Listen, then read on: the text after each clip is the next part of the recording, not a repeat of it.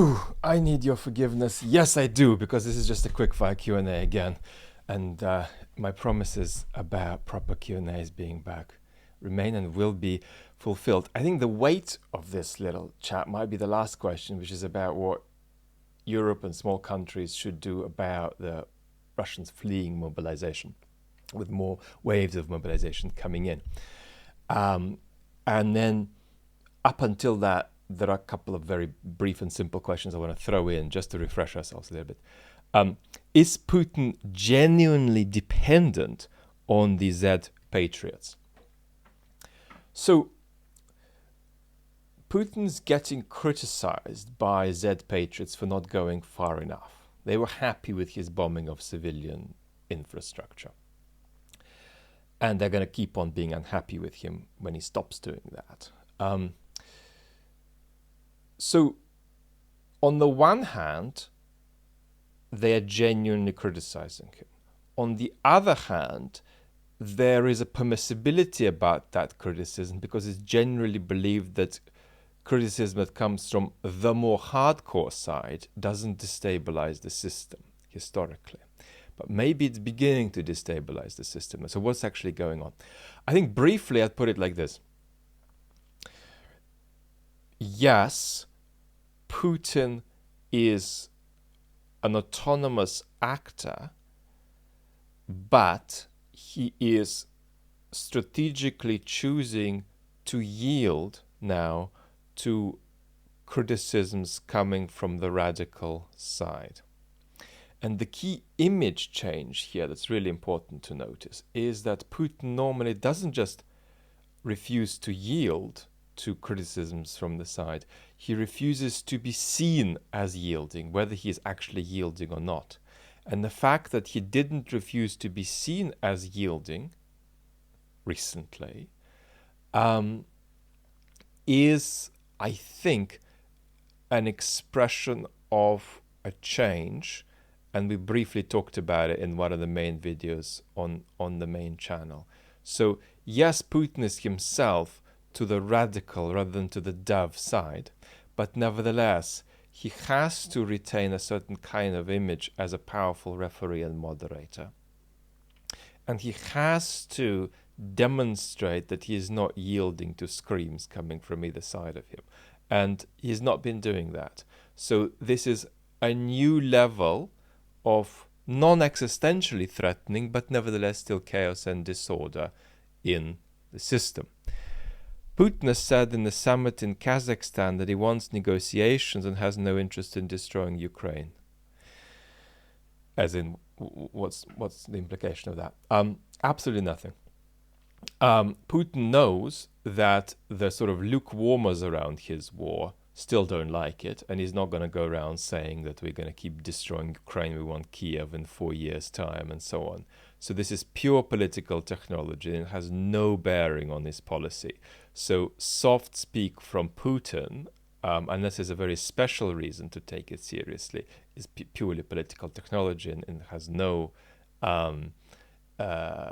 substance in it that indicates a genuine softening of approach. Why is conscription so chaotic? We've talked about this to some extent, but there's one fact that I wanted to mention that several really legit Russian experts who sadly don't communicate enough in English have been pointing out, and that's that the degree to which these enlistment and conscription centers lacked an integrated database and a capacity to create an integrated database of people is absolutely extraordinary. Once I lived in Tonga, and that was before Tonga was opened up a bit to tourism by improving safety, improving infrastructure, safety of transport. And I was trying to buy a plane ticket for loved ones to come and visit, which involved hopping from one island to another. And the airline, which had a couple of planes from the 50s, had a DC-3 as well, didn't have an integrated booking system. So each employee at the airline just had a notepad, and when they turned up to work, the information in the notepad was collatable and available. When they were home, the airline had no record that the booking had been made. It's an astonishing demonstration of the absence of a functioning bureaucracy in Russia. So that's worth mentioning. But the center of the chat we're having today is about how Europe and small countries should react to Russians fleeing. Let me put this in a kind of almost sort of one-on-one, slightly more emotional way, and speak to those of you who are kind of feeling a bit conflicted about where to go with this and how to weight, how to place it. You've heard me say some things in the last few weeks, which out of context might sound strange. For instance, I've said that small countries that don't let in Russians fleeing mobilization have blood on their hands. But of course, if you follow me long enough, you know that one of the central things we emphasize is the tragedy and complexity of political choice. And a choice that leaves you with blood on your hands might still be a reasonable choice. Because often you are at forks in the road with each direction involving constitutive loss. So let's sort of start just by animating our empathy a bit on both sides of the scale and then try to bring it together a bit. Imagine that you are Lithuania, right? Tiny country, population under 3 million, not letting in Russians fleeing mobilization. Imagine that you were to contemplate letting them in. And let's say a few things on both sides. Well, first of all, these folks are fleeing being killed or killing. Yeah? So there's certainly an ethical consequence to not letting them in. The demographic that was fleeing in the first wave of folks fleeing mobilization is disproportionately anti-Putin. They're not all anti-Putin, but they're way more anti-Putin than the average Russian population. In other words, it wouldn't be shocking if such a wave were let in and you sort of sampled it on a slice of a couple of hours, that the anti-Putin sentiment in that wave could be similar to the anti-Putin sentiment in Lithuania, if not greater. Yeah? That maybe is a stretch, but it's not a big stretch. So we've got to be clear about what that demographic is, but it wouldn't have to be the same in the next waves.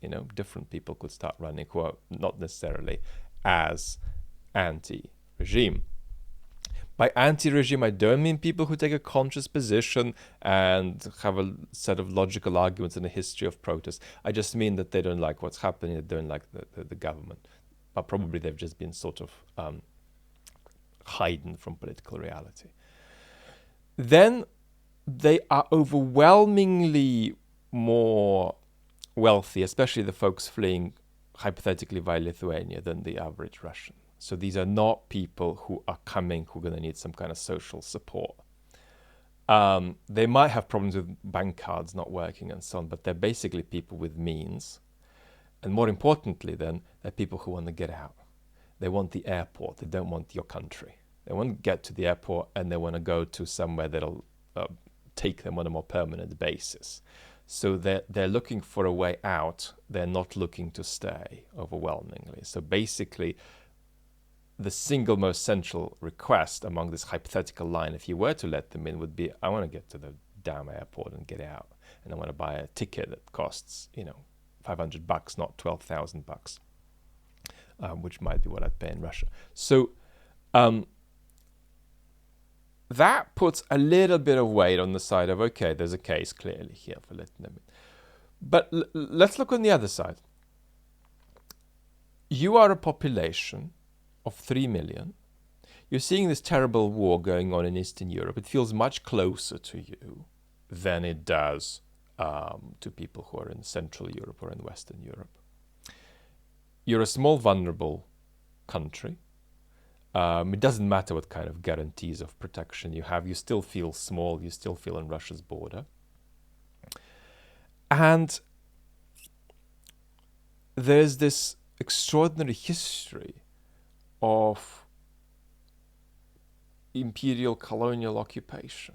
And, there's an experience that Russians have of being almost occupied by the Nazis and pushing that back out. But the experience of a lot of these states around Russia is a kind of a double occupation. So that's very visceral, and there's going to be a great deal of trauma and resentment that's fully understandable. And then there is this just visceral feeling. Well, hang on. We're worried about what Russia's going to do next. We already have a Russian population in our country. I think that in Lithuania, the number of Russians would be a couple of 100,000, something like that, maybe less. But there'll be a small but notable percentage. And then you have on the border, hypothetically, 35,000 Russian men of fighting age who want to come into your country and do, whatever they want to do. Maybe they do want to leave, but what do they want? And then they're going to come in. It feels very vulnerability-inducing. Very vulnerability-inducing. So just grasp that situationally and how natural it is to say, no way, taking everything we've put on the table together. But it gets worse than this. Something else. Imagine that you're a politician in Lithuania and you privately kind of think, it's fine. We can let them in. They're all going to leave anyway, overwhelmingly. The majority of them, it's fine. But if I do let them in, if I do partake in the case for letting them in, this might double the votes of extremist hardline parties in my country. So is letting these Russians in worth doubling the vote of this party that worries me? That's a very radical party in parliament. I can't respond to that by saying, well, people would be irrational to vote in greater numbers for that party because they're just going to. So we're now talking about a potential destabilization of our democracy. And it doesn't matter how much Maxim Katz understandably argues that it's the rational thing to do to let people in. Well, it's not rational to do something that destabilizes your democracy. And your democracy is destabilized because of what people actually feel, not because of what people don't feel but should feel and would feel if they thought about it in the right way and so on. So this is a very, very challenging, very intimidating situation, and it's not possible to come over the top of a small country and just say, you're a bunch of irrational idiots, do it. So how do we begin to bridge these two perspectives? And let's put on the table just a couple of avenues for progress, a political and a personal one. The political one would say, look, there's got to be leadership from big countries and leadership from the European Union if small countries are going to be pushed in a certain direction. Because then these small countries could say, well, we don't feel so alone, taking a few more steps in that direction. And if anything, we can blame the EU. We could blame the big players in Europe and say it's not just about us, we're just participating in some kind of Europe-wide process here. So that gives you reassurance. So if you wanted to push small countries that are not letting people in to explore partially changing that going forward, you would need European leadership, and there's a basic political utility in that. In other words, it gives these countries the possibility to say, we're not doing this alone, this feels less risky, we're being backed up by the entire continent in this. That doesn't mean that would get you to a place where these countries open their borders. But that would be the only way to go to make small countries feel they're not in this alone. But that might still not get you the result of folks being allowed in. What about personally? Personally, I always have sort of two answers. You can't legislate how somebody's going to feel. So you could be somebody who just feels, look, I've had enough of these Russians, and I'm not going to be interested in any of them coming into my country. And I kind of fantasize about a nice big ocean there instead of Russia, and nothing to worry about. Or just a very big fence, and they can do whatever the hell they like, and such long as they don't nuke anybody, and there we go. Now, if you feel like that, and you are in a country that's got a troubled history with Russia, you feel like that. You just feel like that. And you can shoot all over that as much as you like, but shooting all over things doesn't necessarily move them anywhere. So then the alternative is to say, well, no, I don't want to approach it like that. I want to approach it in a kind of efficacious way, which is to say, I want to take the attitude to Russia that is the most rational attitude to take, given that my aim is to not get invaded in Russia in the future by Russia in the future, 20 years from now. What does that mean? Where does that leave you? Where that leaves you is that you then need to take sides, to begin taking sides in Russian politics. Yeah? You can't say that. You can't say, I don't want to be invaded by Russia in 20 years, and then go on to say, well, I hate that the Russians have been given a share of the Nobel Peace Prize.